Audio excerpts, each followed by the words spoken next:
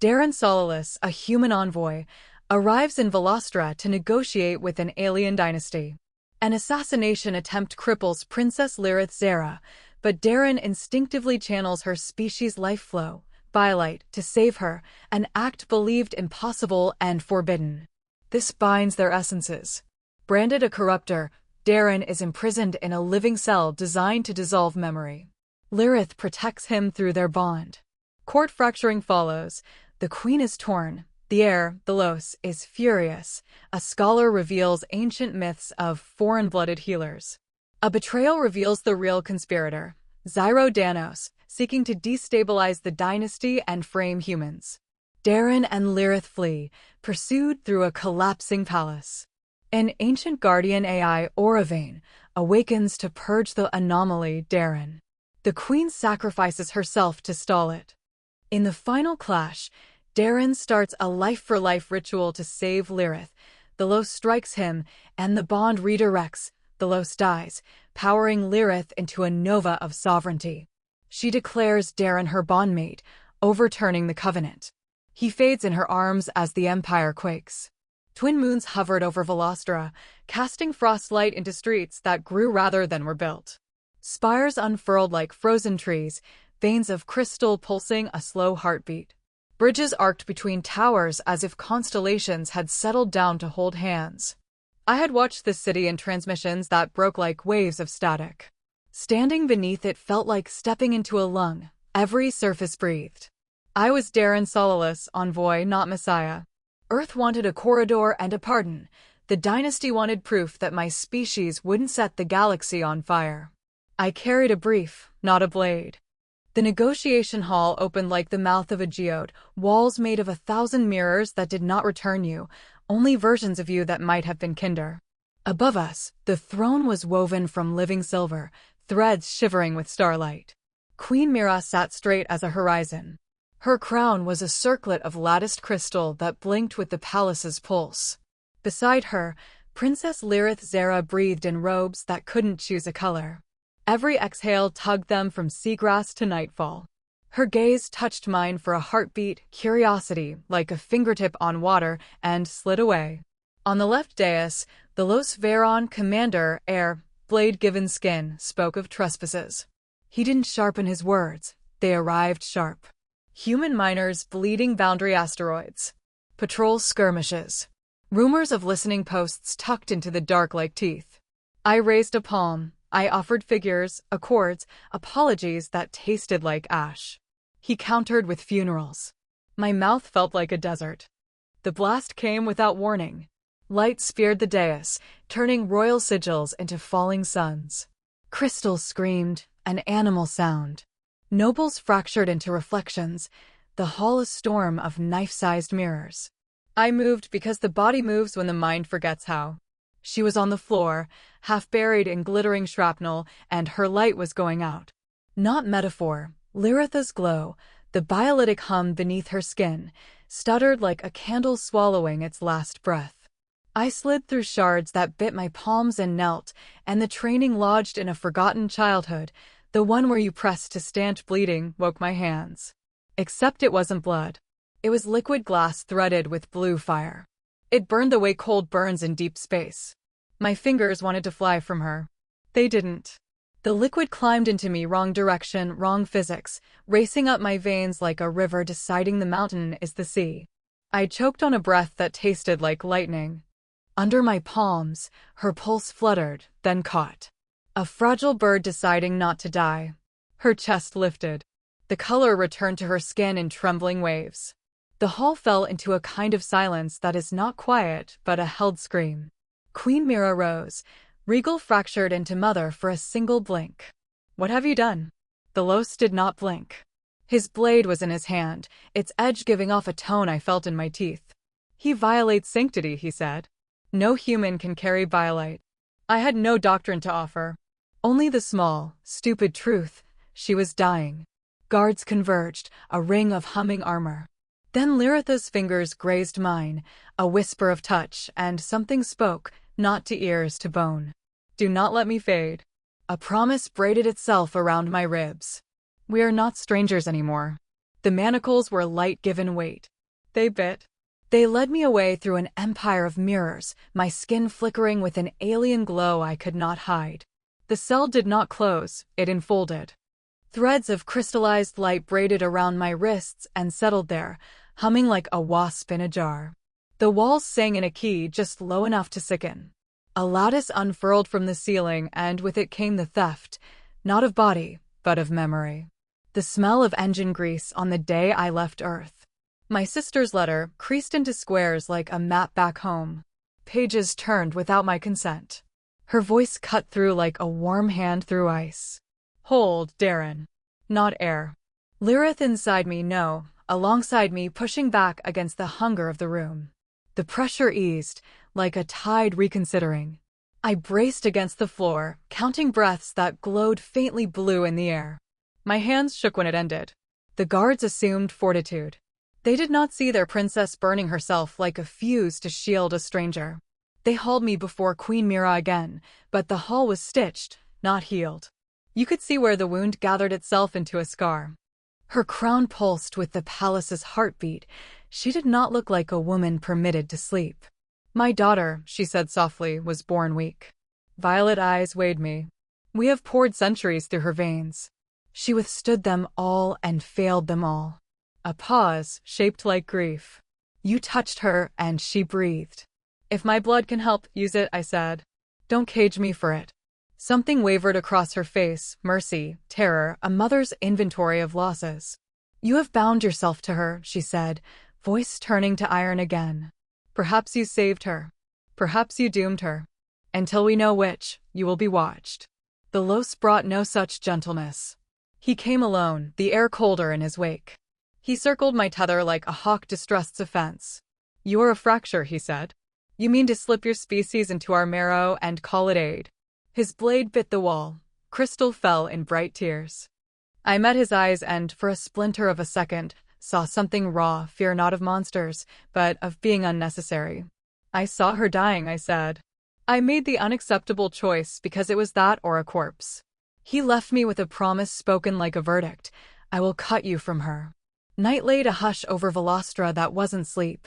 It was vigilance holding its breath. The door whispered, and a figure slid inside, robes of ink stitched with glyphs that flickered like echolocation. Valario Syra bowed like a scholar does to a question. She set a crystal shard between us.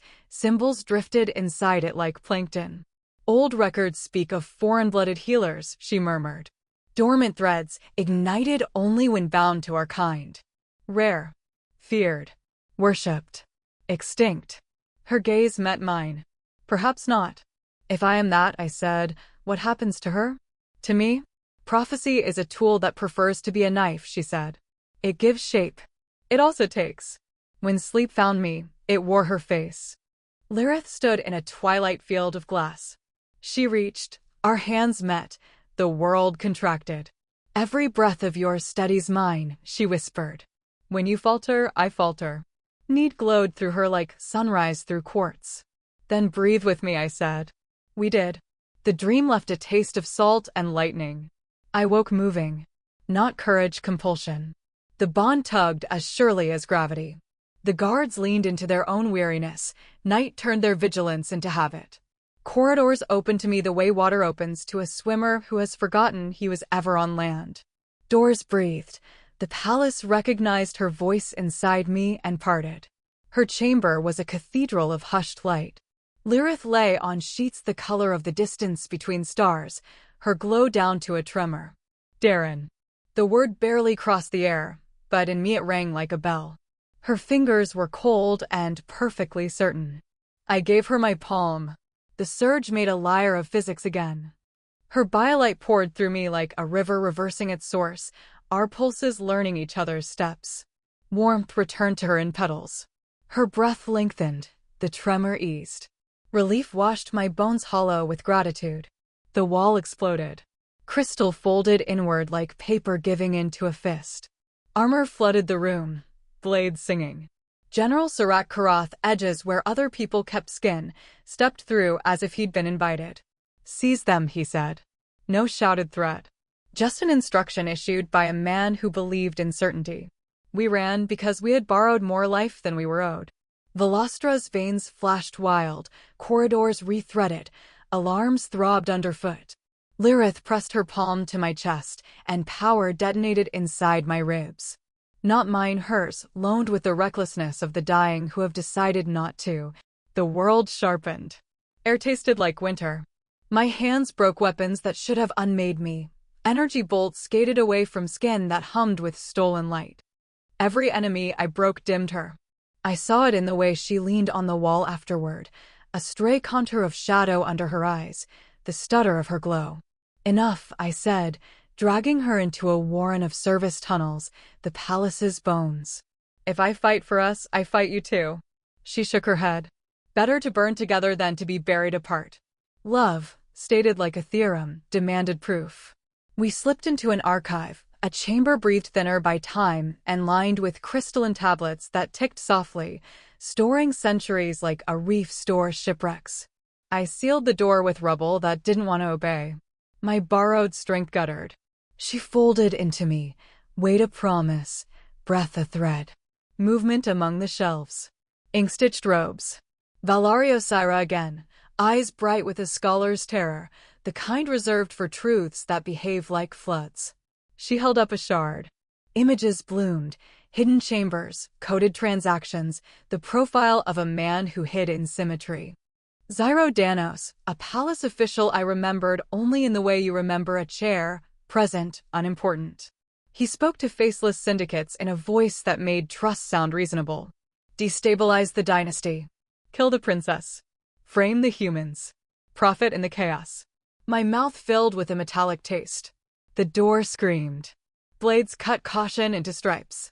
The Los stood at their spear point, his blade burning a violet so bright it insulted the night.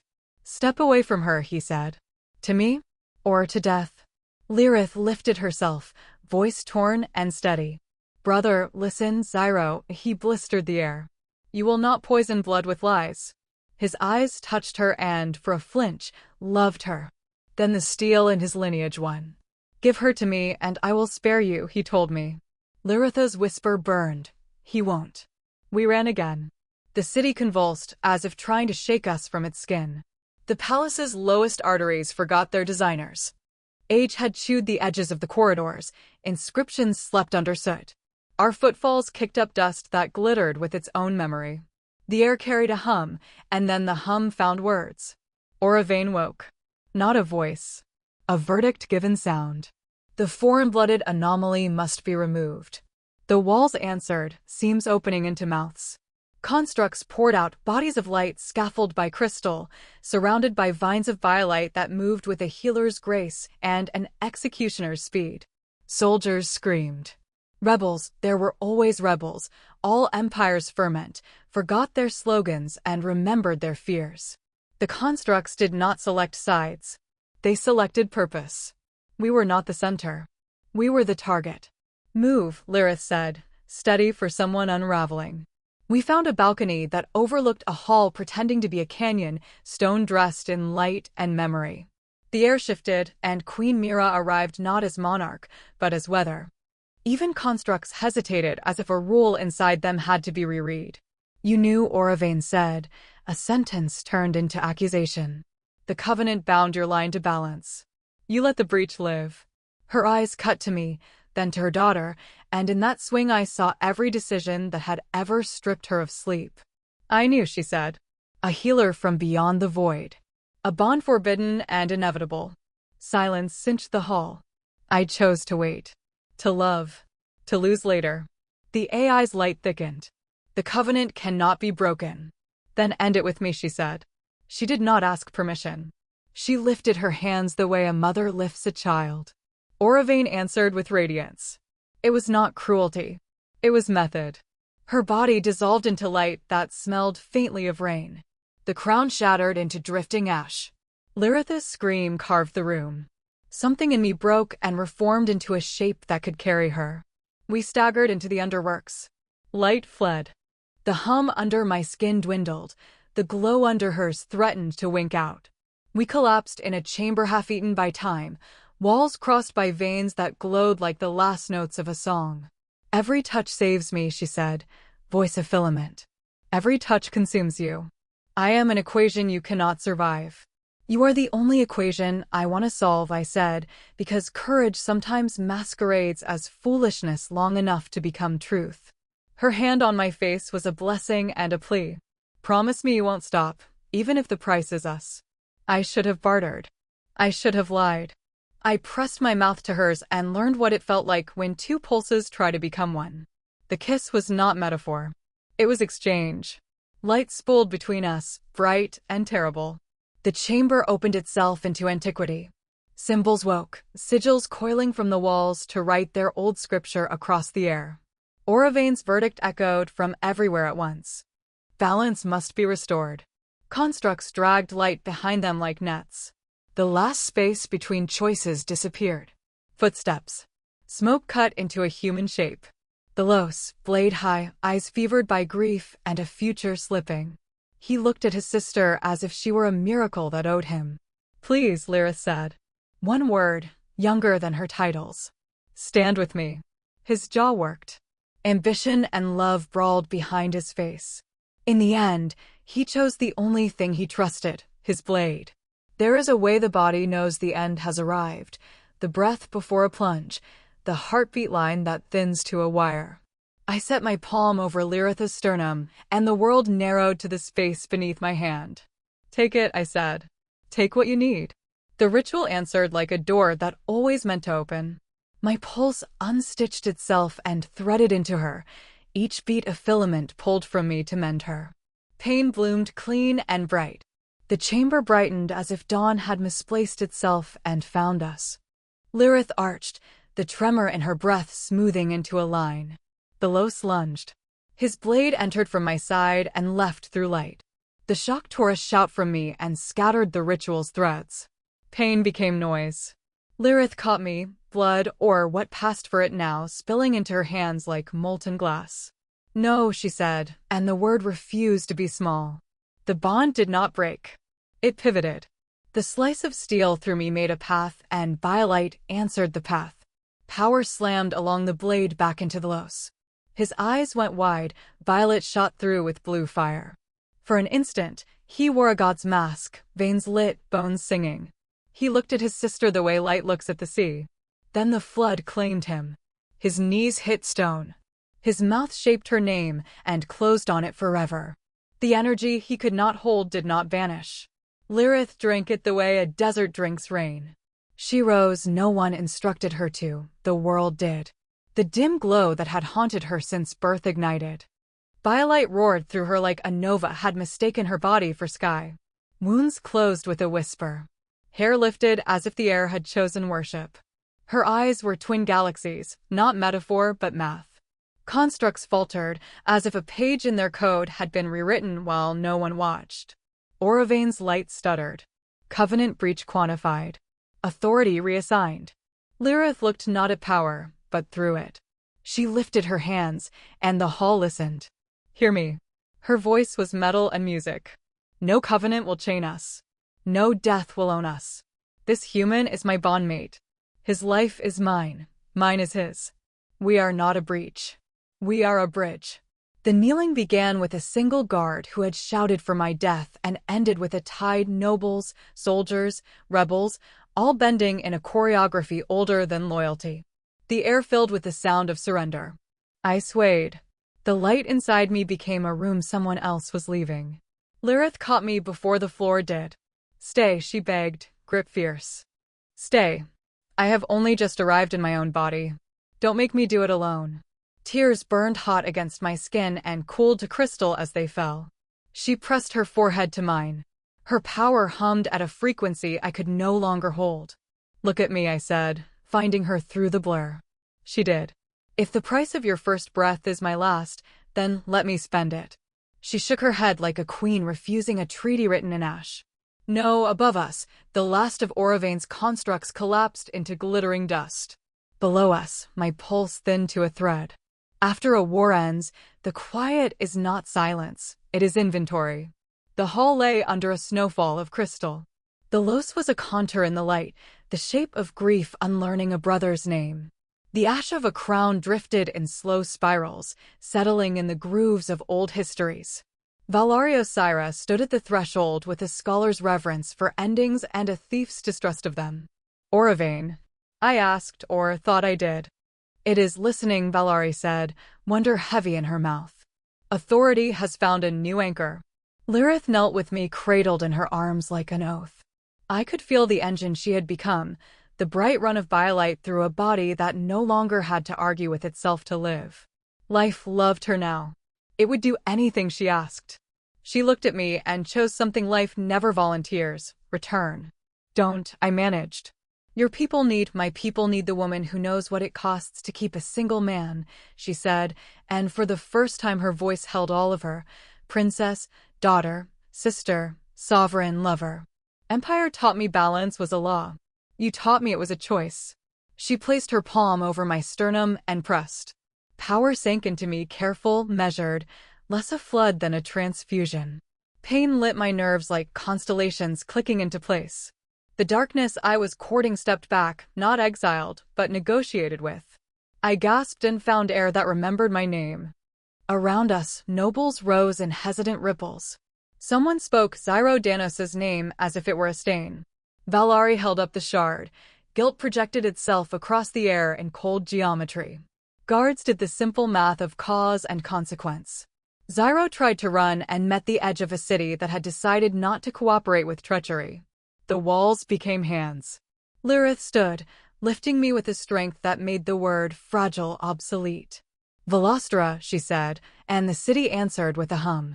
The covenant is rewritten. Balance is not the absence of anomalies, it is the pact we make to carry them. Oravane's light gathered and spoke not like a blade, but like a bridge being lowered. New parameters accepted. Sovereign and bondmate registered. Harm to one recalibrates harm to all.